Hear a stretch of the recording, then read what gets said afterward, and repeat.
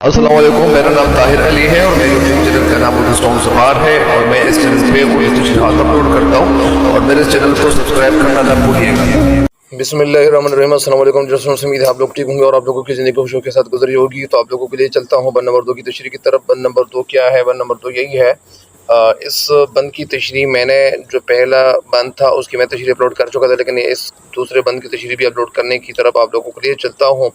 बंद नंबर 2 क्या है? बंद नंबर 2 यही है कि तकते रहना पाए वो पहरो तलक सोई कमर, वो फटे बादल में बे आवाज़ पा उसका सफ़र, पूछना रह रह के उसके कोह व सहरा की खबर, और वो हैरत दरोगे मसलहत आमेज़ पर, आँख वक्फ़ दीद थी लब माइल गुफ्तार था, दिल न था मेरा मेरा सरापा ज़ौक़ इस्तिफ़सार था। तकते रहना पाए, तकना का मतलब यानी गौर से देखना, रहना पाए मतलब यानी वो पहरो तलक, पहरो तलक यानी टाइम को कहते हैं, पहर टाइम को कहते हैं, वक्फे को कहते हैं।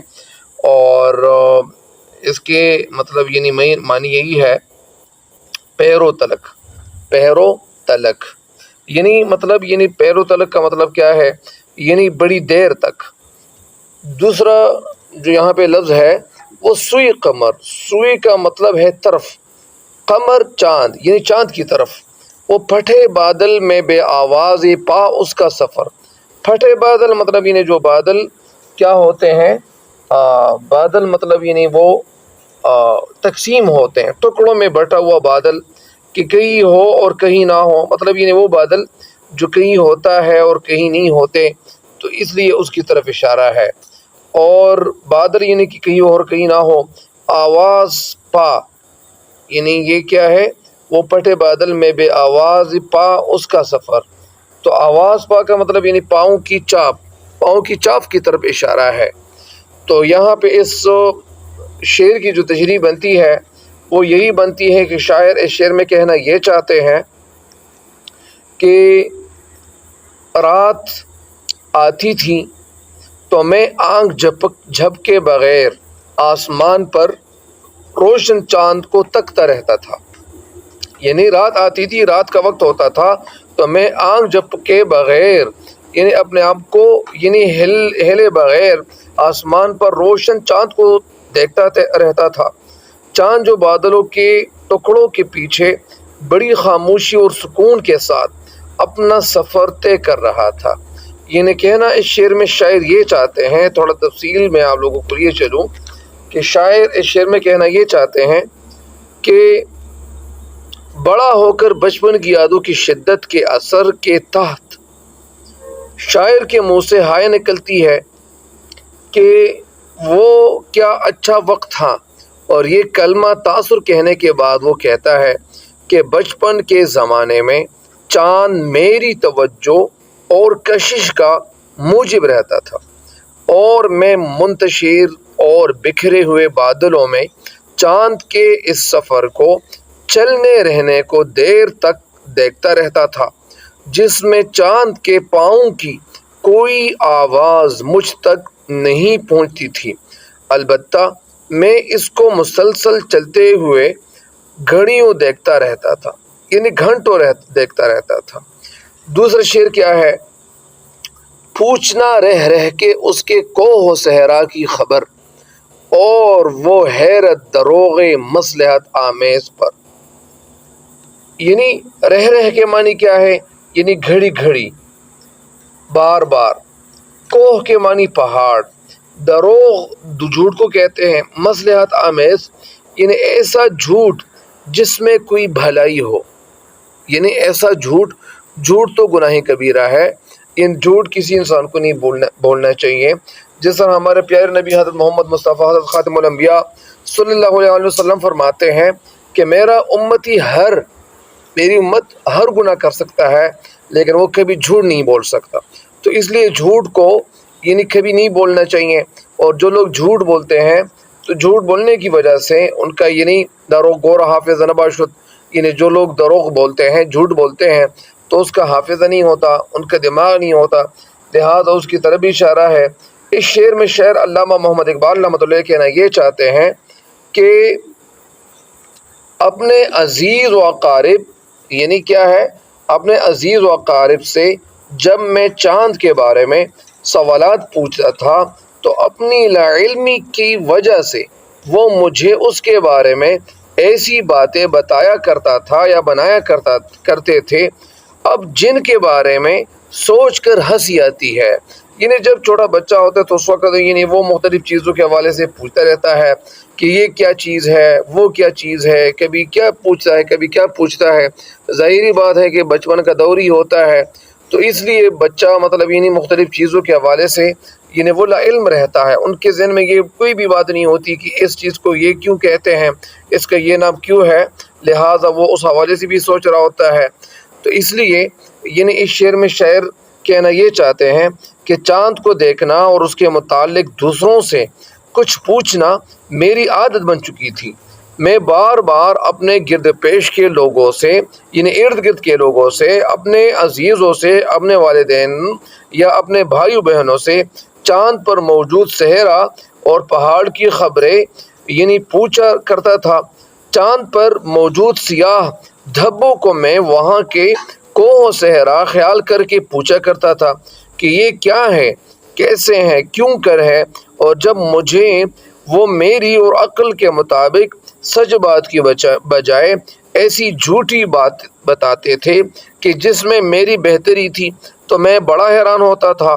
مثال کے طور پر وہ اس وقت مجھے یہ کہا کرتے تھے کہ یہ سیاہ دھبے جو چاند پر دکھائی دیتے ہیں یہ اس کے صحرا اور پہاڑ نہیں، بلکہ یہ تو ایک بھوڑیا ہے جو چرخا یعنی وہ چلا رہی ہے، یا چرخا چلا رہی ہے، کاٹ رہی ہے، اور میں اس جھوٹ کو سچ سمجھ کر حیران ہو جاتا تھا، کیونکہ میری عقل و فکر اس کے آگے سوچ ہی نہیں سکتی تھی۔ میں ان کی یہ بات مان لیتا تھا کہ واقعی بڑھیا یعنی چرخا کاٹ رہی ہے۔ ظاہری بات ہے کہ جب بچپن ہوتا ہے، بچپن کا دور ہوتا ہے، تو اس وقت بہت ساری بات ایسی ہوتی ہیں کہ وہ یعنی ذہن سے دور ہوتی ہے، اور ذہن اس پہ کام نہیں کر رہا ہوتا، تو اس لیے بچے بہت زیادہ کیا ہو جاتے، حیران ہو جاتے ہیں۔ یہ تیسرا جو شعر ہے وہ یہی ہے: آنکھ وقف دید تھی، لب مائل گفتار تھا، دل نہ تھا میرا سراپا ذوق استفسار تھا۔ آنکھ وقف دید تھی، یعنی آنکھ تو آنکھ کو کہتے، وقف دید کا مطلب دیکھنے میں مصروف، دیکھنے میں مشغول، وقف یعنی مصروف کو کہتے ہیں یا دیکھنے میں مصروف۔ لب کا مطلب یعنی ہونٹ، مائل گفتار یعنی بولنے پر تیار یا بولنے کے لیے چوکس۔ ذوق استفسار کے معنی کیا ہے؟ ذوق کے معنی شوق یا ذوق کے معنی مذاق بھی ہے۔ ذوق استفسار مطلب سوال کرتے رہنے کا لطف۔ یعنی شاعر اس شعر میں کہنا یہ چاہتے ہیں کہ ان دنوں آنکھ ہمیشہ کچھ دیکھتے رہنے میں مصروف رہتی تھی، اور ہر شے کو تکتا رہنا، غور سے دیکھتا رہنا، یعنی سٹیئرنگ کرنا، اس کو انگلش میں سٹیئرنگ کہتے ہیں، یعنی تکنا رہنا یا غور سے دیکھنا، جبکہ میرے لب ہر وقت بولنے کو تیار رہتے، میں اپنے دل میں ہی سوال کرتا رہتا تھا۔ یعنی شاعر اس شعر میں کہنا کچھ یوں چاہتے ہیں کہ جب میں بچہ تھا، جب میں چھوٹا تھا، اس وقت میری جو عمر تھی یعنی بچپن کے زمانے میں، میری آنکھیں چیزوں کو دیکھنے میں ہر وقت مشغول رہتی تھی، اور ہونٹ ہر وقت بات کرنے کی طرف مائل رہتے تھے، اور میں ہر کسی سے ان اشیاء کے متعلق کچھ نہ کچھ پوچھتا رہتا تھا۔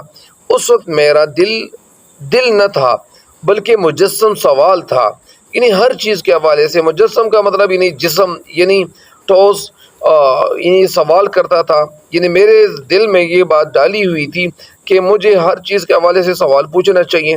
ظاہر بات ہے کہ ساری چیزوں کے حوالے سے بچہ لا علم ہی رہتا ہے۔ اشیاء کو دیکھنا اور ان کے متعلق جو سوال میرے دل میں پیدا ہوتے تھے اور اس کے متعلق پوچھتے رہنا میری عادت بن چکی تھی۔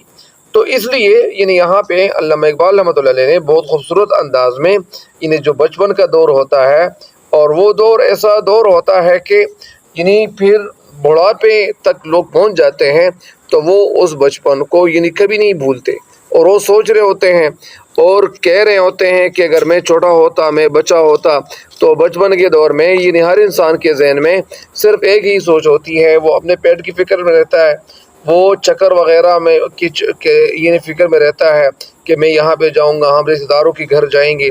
تو اس لیے یہ ساری باتیں یعنی بچپن کے دور میں ہو رہی ہوتی ہیں۔ اب اس بند کی جو تشریح ہے مکمل طور پر، تو وہ آپ کے سامنے رکھ دیتا ہوں، یہ تشریح کرتا ہوں ایک دو طریقوں سے۔ اس بند میں شاعر علامہ محمد اقبال رحمۃ اللہ کہنا کیا چاہتے ہیں، یہ سارے بند کی تشریح آپ لوگ ابھی سنیں۔ بند نمبر یعنی 2، بند نمبر 2 کی تشریح آپ کے سامنے عرض کرتا ہوں، وہ امید ہے کہ آپ لوگ اس سے استفادہ ضرور کریں گے۔ بند نمبر 2 میں شاعر علامہ محمد اقبال رحمۃ اللہ علیہ، بچپن میں زمین اور آسمان میرے لیے ایک نئی جگہ اور ایک نئے ملک تھے، ماں کی یعنی شاعر اس بند میں کہنا یہ چاہتے ہیں کہ یعنی وہ حالت، یعنی شاعر اس بند میں کہنا یہ چاہتے ہیں کہ بات چیت کی چاہ رکھنے والے اسی طرح کہ وہ حالت کیا اچھی تھی کہ میں پہروں چاند کی طرف دیکھتا رہتا تھا، اور چاند کی یہ کیفیت اور یہ حالت کہ پھٹے ہوئے بادل میں سے گزر جاتا تھا اور آہٹ تک سنائی نہ دیتی تھی۔ میں بار بار اپنی ماں سے چاند کے پہاڑوں اور بیابانوں کا حال پوچھتا تھا، اور مجھے خوش کرنے کے لیے جھوٹ موٹ جو کچھ کہہ دیا جاتا تھا اسے سن کر حیران رہ جاتا تھا۔ میری آنکھ دیکھنے میں مگن تھی، مصروف تھی، مستغرق تھی، محو تھی، مشغول تھی، میرے لب میں بات چیت کی چاہ تھی، پہلو میں دل کی جگہ سوال پوچھنے کا شوق رکھ دیا گیا تھا۔ یعنی اس نظم میں بچپن کی کیفیت بڑے ہی دلکش انداز میں بیان کی گئی ہے، اور بچہ کبھی یعنی نیچے نہیں بیٹھتا یا نچلا نہیں بیٹھتا، ہر وقت ہاتھ پاؤں ہلاتا رہتا ہے، زبان سے جو کچھ کہتا ہے اس کا مفہوم کچھ نہیں ہوتا، لہذا شاعر نے خود زبان کو حرف بے مطلب قرار دے دیا۔ پھر بچہ چارپائی پر لیٹا ہوا اس وجہ سے پیروں چاند کو تکتا رہتا ہے کہ وہ ایک نہایت روشن چیز ہوتی ہے، اور اس کی روشنی سے آنکھیں چھندیاتی نہیں، یعنی ہیرا نہیں ہوتی۔ پھٹے ہوئے بادل سے چاند گزرتا ہے تو واقعی آہٹ محسوس نہیں ہوتی۔ مائیں عموماً یا عام طور پر بچوں کو لبھانے کے لیے کہتی ہیں، یعنی ان کو متوجہ کرنے کے لیے کہتی ہے کہ وہ دیکھو چاند میں پہاڑ ہے اور بیابان ہے۔ بچے کچھ پوچھتے ہیں تو انہیں خوش کرنے کے لیے جھوٹ موٹ کی کوئی بات کہہ دیتی ہیں اور وہ حیران رہ جاتے ہیں۔ یہ بچوں کی عام کیفیت ہے، عام حالت ہے۔ اور آخری بند میں یعنی شاعر نے بچے کا نقشہ کھینچتے ہوئے 3 باتیں ایسی جمع کر دی ہیں، ایسی بتائی ہیں جو بڑے معجزے سے کم نہیں ہے۔ یعنی اس کی آنکھ ہر شے کو دیکھنے میں مگن رہتی ہے۔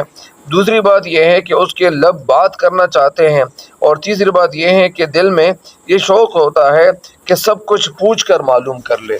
تو امید ہے کہ انشاءاللہ آپ اسٹوڈنٹس ان بندوں کی تشریحات سے استفادہ ضرور کریں گے، فائدہ ضرور اٹھائیں گے۔